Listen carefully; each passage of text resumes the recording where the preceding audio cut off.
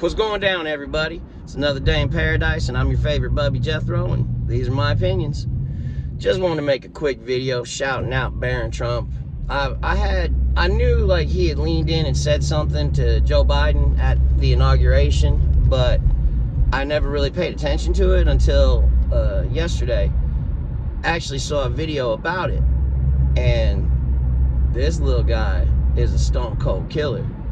It's kind of, again, I mean, AI and whatnot, you know, half of what you see, believe half of what you see, none of what you, or half of what, shit, okay. You believe none of what you hear and half of what you see, okay? But like, and that's how I regard everything on the internet. But he leaned in and he said something to Joe Biden. And then afterwards, you can see Joe Biden clearly wasn't, what's the word?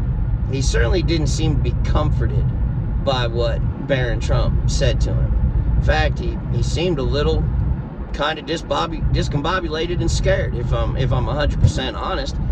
And so now they've done close-up shots of the interaction, and it really looks like Barron Trump, 18-year-old mad lad savage, leaned in and went, "It's on now," and apparently said it with like his best, Bruce Willis Die Hard voice, like yippee-ki-yay, mother. So I just think that's hardcore. And wait, good on him to stand up for his father and for his family.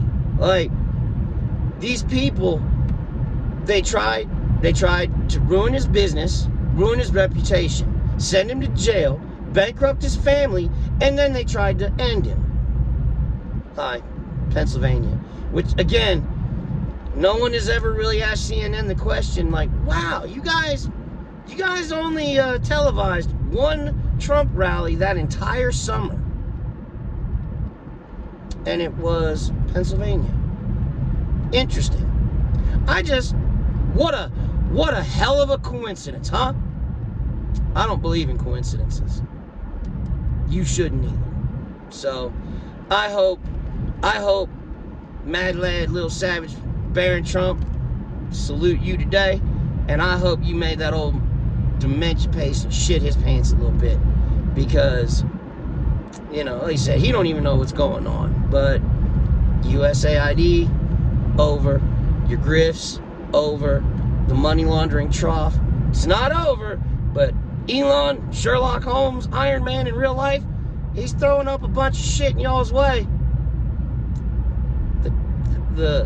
Oh my God, like the midterms, when Trump starts making his commercials about how much money the Democrats have wasted, it's like a liberal and Jon Stewart were going over how many regulations you have to go through, like the Biden administration spent $42 billion in 4 years to hook up high-speed internet access to rural areas of the country. That's great. I love it. Hey, that sounds like a really good idea. Let's do that. But does it really have to be $42 billion? I might like to see tighten the belt a little bit, but that sounds great. And then they started going through the regulatory processes that the Biden administration wanted to put in place so this could happen.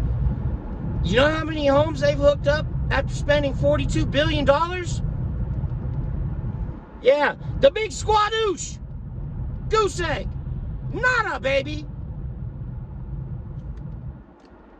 And I mean, like, I don't think Jon Stewart is a bad guy or necessarily evil. I just think you guys need to do some more fucking research, man. It's a money laundering grift, and it has been forever. They said, and now that black people are starting to vote Republican in bigger numbers, well, we need to replace them. We're losing them. Let's bring in a whole bunch of illegals. Bro, it's,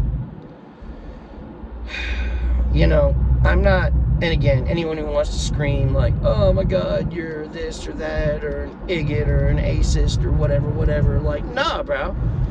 I'm sure there are people like in the 1900s when all the Irish were coming to our country. I'm sure they thought, it's over. When all the Italians came, it's over.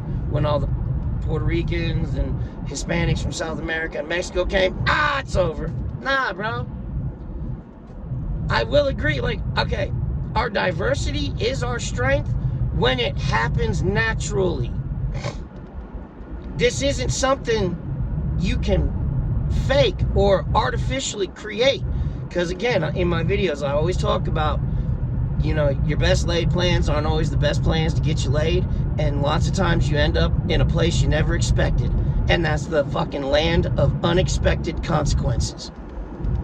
Or unintended consequences. And it's like, you know, to get the high-speed internet, it's like states have to submit an initial plan, a 5-year plan. Then it has to be certified by the government, and another plan has to do this. Then another 3 years goes by. Well, we need another initial plan, but this time you send it to the state, so anybody in your state that might have objections can object to it. And then another 2 years later, like, I mean, literally 8-9 steps, and they spent $42 billion, and not a single house has internet. It's crazy. The amount, it's a money laundering grift. And I hope it's over. And I hope, like you said, I think there's going to be a Republican mayor of Chicago, Detroit, Philly, and other such places within 2 to 4 years. Because it's over. It's over. Y'all, again, you tried to delete him, tried to end him. And it's like, it took a person not in the game and not bought and paid for and controlled by special interest to get into the White House with a team of people. Again, Donald's got enough money. Elon's got enough money. You can't buy these people. And that's why they terrify you.